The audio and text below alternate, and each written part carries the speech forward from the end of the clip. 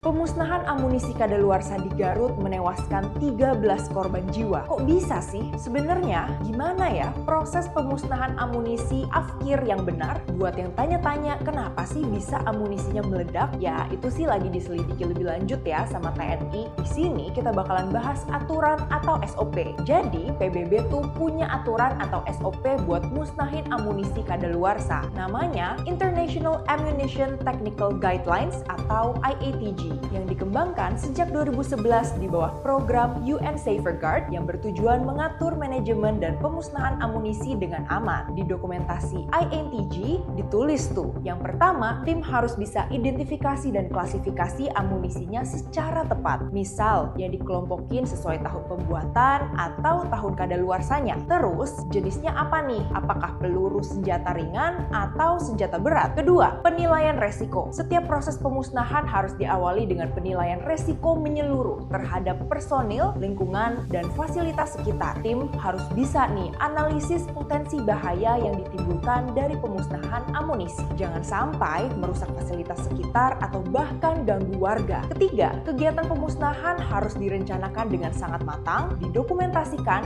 dan mendapat persetujuan dari otoritas yang berwenang. Keempat, pemilihan metode pemusnahan yang tepat. Misalnya nih, open detonation, open burning, atau mechanical destruction. Metode ini dipilih berdasarkan karakteristik dari amunisi yang sudah diklasifikasi dan hasil penilaian resiko sebelumnya. Kelima, lokasi aman. Lokasi pemusnahan harus benar-benar steril dengan sistem zonasi yang ketat dan akses terbatas hanya untuk personil yang berwenang. Jalur menuju titik peledakan diberi rambu peringatan dan penghalang akses dengan memperhitungkan jarak aman atau quantity distance dari fasilitas lain dan permukiman. Keenam, pengamanan dan APD. Personil wajib menggunakan alat pelindung diri atau APD dan hanya yang terlatih saja yang boleh terlibat dalam proses. Ingat ya, cuma yang terlatih. Ketujuh, pendokumentasian dan audit. Seluruh proses didokumentasikan secara rinci untuk keperluan audit dan pembelajaran ke depan. Kedelapan, pengawasan dan evaluasi. Proses diawasi secara ketat dan dievaluasi untuk perbaikan jika ada kesalahan dalam pelaksanaannya. Nah, dalam tragedi yang terjadi 12 Mei kemarin, terdapat 9 warga sipil yang meninggal dunia. Sebenarnya, dalam aturan yang tertuang di IATG, lokasi pemusnahan adalah area terbatas. Hanya personil militer atau tim pemusnahan yang ditunjuk dan terlatih saja yang boleh berada dalam lokasi bahaya. Masyarakat awam tidak diperkenankan masuk ke area berbahaya tersebut demi alasan keselamatan dan keamanan. Selain itu, demi keamanan sekitar harus disediakan nih jalur evakuasi darurat dan rambu peringatan zona bahaya. Kalau dilihat dari sejarahnya, tragedi ledakan amunisi milik TNI itu lumayan sering terjadi loh. Kalau dihitung-hitung, dari 1984 sampai sekarang sudah terjadi 8 kejadian ledakan amunisi. Ini nih daftarnya. Kita sama-sama berdoa semoga kejadian kemarin jadi yang terakhir dan semoga ada SOP yang lebih ketat diterapkan di Indonesia supaya nggak makan korban lagi.